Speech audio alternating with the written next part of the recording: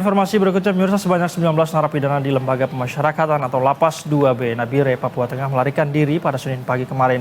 11 diantaranya diketahui merupakan anggota kelompok kriminal bersenjata atau KKB.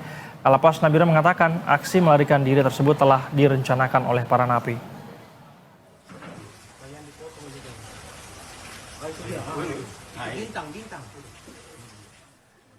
Kepala Lapas Nabire, Edi Saputra, menjelaskan pelarian terjadi sekitar pukul 10.30 waktu Indonesia Timur. Awalnya 2 orang napi berpura-pura meminta izin ke ruang registrasi. Namun begitu pintu dibuka, keduanya langsung menyerang petugas dan membuka jalan bagi 17 napi lainnya. Menurut Edi, aksi melarikan diri 19 tahanan merupakan aksi yang telah direncanakan. Para napi diduga menyelundupkan senjata tajam atau sajam ke dalam lapas saat jam kunjungan keluarga. Saat kejadian, 2 petugas lapas mengalami luka serius akibat sabetan sajam jenis parang. Salah satu petugas bahkan nyaris kehilangan jari tangan. Saat ini pihak lapas bekerja sama dengan TNI dan Polri masih memburu 19 napi yang melarikan diri tersebut. Polisi melakukan penyekatan di 3 titik, yakni Pelabuhan Laut Nabire, Bandara Udara Nabire di Kaladiri, dan Jalan Trans Nabire menuju Dogiai.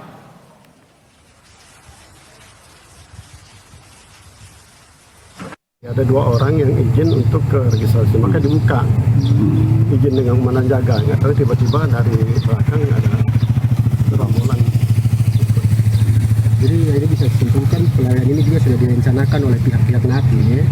Ya, Karena kan tadi segitu modusnya izin, akhirnya mereka upaya-upaya ke depan seperti apa yang mungkin antisipasi untuk tidak kabur lagi seperti apa dari pihak lapas? ya kita mungkin pengamanan kita lebih tingkatkan lagi. Kita akan membahas kaburnya 19 napi di Lapas 2B Nabire ini, pemirsa, bersama dengan kriminolog dari Universitas Indonesia, Pak Adrianus Meliala. Selamat sore, Pak Adrianus. Selamat sore, Mas Said. Baik, Pak Adrianus, akhirnya terjadi lagi. Belum lama rasa-rasanya kita mendengarkan ada napi yang kabur di Aceh begitu ya. Ini ada lagi yang kabur di timur Indonesia, di Nabire. Ini saya mau minta tanggapan Anda, apa yang sedang terjadi, Pak Adrianus? Ya, ini satu hal yang bagi saya bukan berita lagi ya. Bahkan kalau saya berpendapat agak berbeda, sebetulnya kita sudah berada pada kondisi prestasi ya. Jumlah pelarian itu mungkin bisa ditekan sampai pada jumlah dua jari ya, gitu ya. Dengan kata lain di bawah 10 per tahunnya. Mengapa demikian? Karena sebetulnya memang kemampuan dari jajaran lapas untuk menahan ya, mencegah para warga binaan untuk lari itu sebetulnya terbatas. Ya, kenapa? Karena ada banyak sekali masalah di dalam lapas yang kemudian lalu mendorong para napi untuk lari. Ada banyak sekali kelemahan dalam rangka pengamanan yang kemudian bisa membuat mereka lari. Maka kalau misalnya tidak lari, itu sebetulnya itu karena campur tangan Tuhan yang Maha Kuasa itu, ya, yang masih baik pada kita, sehingga kemudian lalu jumlah pelariannya sebetulnya sedikit. Jadi mungkin itu bukan tidak terlalu akademis ya, namun memang itulah yang terjadi karena kemampuan kita menahan orang untuk tidak lari itu sebetulnya terbatas sekali. Demikian. Baik, ini jadi masalahnya kurang lebih sama di seluruh Indonesia, Pak Adrianus ya. Ini masalah fasilitas yang ada di napi kita dan kapasitas yang ada di sana. Nah, Pak Adrianus, ini polisi mengatakan dari napi yang kabur ini 11 diantaranya adalah napi yang juga anggota kelompok kriminal bersenjata atau KKB ini. Cukup banyak dan potensi sangat berbahaya. Pendapat Anda, Pak? Ya tentu itu tergantung pada mereka yang memang mau lari ya. Jangan lupa ya bahwa lapas ini kan juga dihuni kalau saya tidak salah sekitar 100-an lah gitu. Okay. Lebih lah gitu ya. Artinya adalah bahwa ada sebagian besar dari yang lain yang tidak mau lari atau memang tidak berencana untuk lari. Dan ini perlu kita hargai karena tadi mereka tentu berpikir dari sisi untung rugi. Nah, sebaliknya ada yang memang sudah bersiap lari dan nampaknya yang mau lari itu memang adalah para narapidana KKB ini.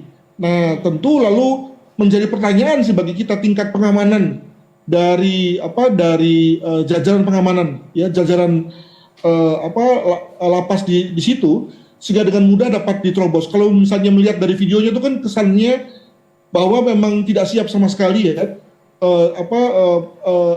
warga binaan bisa sampai mendekat ke ke pintu yang menjadi pintu penyangga atau penyekat dari dunia mereka dengan dunia luar. Demikian juga kemudian dalam rangka pintu yang hanya satu itu kemudian tidak juga dijaga dengan penjaga yang ready to fight ketika misalnya ada apa-apa. Jadi kesannya adalah amat tidak siap. Nah, ini kan lalu menjadi ironis juga nih sebetulnya. Dan ini menjadi faktor lemah juga gitu ya. Bahwa sudah tahu bahwa tempatnya dihuni oleh warga yang memang sedang berdarah panas, dalam arti maunya mau lari terus, yakni warga binaan yang berasal dari unsur KKB. Tapi penjagaannya minimal. Nah, ini juga menarik nih. Dengan kata lain, ini juga menjadi faktor yang bisa menambah peluang untuk kemudian terjadi pelarian seperti ini lagi. Demikian. Oke, jadi Anda mau mengatakan bahwa mitigasi resiko yang dilakukan di Lapas 2B Nabire ini terbatas begitu ya, kurang begitu ya. Padahal Anda mengatakan tadi bahwa ada resiko-resiko anggota KKB akan melarikan diri. Bahkan juga Kalapas ini Pak Adrianus mengatakan bahwa ini sudah direncanakan, ada senjata tajam yang dibawa ke dalam. Ini bahkan senjata tajam diselundupkan ke dalam, diduga kuat ini berasal dari luar. Jadi ada keluarga yang datang memasukkan senjata tajam itu. Jadi ini benar-benar sudah direncanakan. Bagaimana menurut Anda, Adrianus? Ya, namun masalahnya adalah bahwa ketika mengatakan itu, si Kalapas dengan semangat mempersalahkan, itu menurut saya salah itu.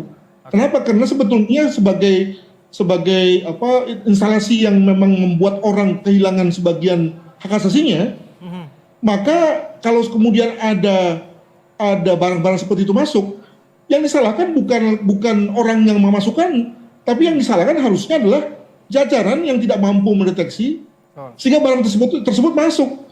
Jadi attitude-nya menurut saya salah ini Kalapas nih, gitu ya. Dia tidak boleh menyalahkan orang karena memang namanya orang yang disekap ya tentu berusaha dengan segala cara untuk supaya bisa mendapatkan suplai, baik yang suplai yang bersifat legal maupun yang ilegal. Ya sebetulnya suplai yang bersifat legal yang nggak ada juga ya, karena tadi tidak boleh orang misalnya memasukkan roti gitu ya tanpa izin, tentu berarti walaupun barang legal ya salah juga sebetulnya. Apalagi hal-hal yang terkait dengan narkotika, senjata tajam, ya sudah nggak mungkin lagi diberi izin.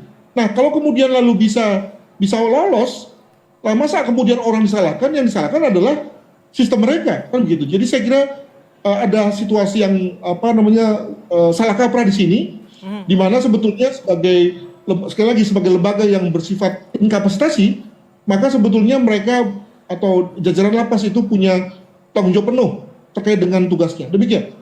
Baik, ini harusnya menjadi catatan Pak Adrianus, evaluasi untuk petugas lapas. Ini informasinya juga bahkan petugas lapas ini Pak Adrianus terkena sabetan parang pada saat hendak mengamankan para napi yang akan kabur. Ini ada senjata tajam yang mengenai para petugas. Ini selemah itukah para petugas lapas kita dalam menjaga para napi ini? Ya mestinya nggak begitu. Jadi kalau yang benar adalah bahwa ada beberapa lapis ya, lapis pintu sebelum kemudian sampai ke pintu utama. Tapi kalau kesannya dari sini kan bahwa situasi berlapis itu tidak kelihatan tuh, ya. Dan jangan lupa bahwa pada pintu-pintu yang berlapis itu ada penjaga yang selalu berjaga selama 24 jam, dan lalu kemudian juga dilengkapi dengan beberapa peralatan standar untuk antisipasi kalau kemudian ada serangan mendadak seperti ini. Nah, kesan saya kan adalah bahwa teman-teman ini kan tidak siap sama sekali, ya. Ada kemungkinan bahwa memang ini sudah biasa beginilah, gitu. Sudah biasa situasi seperti ini, sehingga kemudian lalu semua berasumsi bahwa semua baik-baik saja. Dan sekali lagi ini kemudian dibaca oleh warga binaan di dalam, apalagi ketika ada warga binaan yang memang punya niat betul untuk lari ya, dengan kata darahnya masih menggelegak untuk lari. Alhasil kemudian situasi yang bersifat biasanya begitu itu kemudian dilihat sebagai peluang. Nah, begitu dimanfaatkan, maka jadilah peluang akhirnya menjadi potensial, menjadi aktual, yakni mereka akhirnya bisa lari. Demikian. Baik, terakhir Pak Adrianus, kalau Anda bisa merangkum mungkin poin-poin apa yang perlu diperhatikan oleh pemerintah dalam hal ini berkaitan dengan maraknya para napi kabur dari lapas kita. Ya, kalau kita mau berpikir dengan penjelasan atau melihat pada permasalahan komprehensif, memang yang ada di lapas itu semuanya masalah. Ya, tetapi kemudian lalu kita atau jajaran lapas sebetulnya sudah punya kiat ya untuk betapapun di sana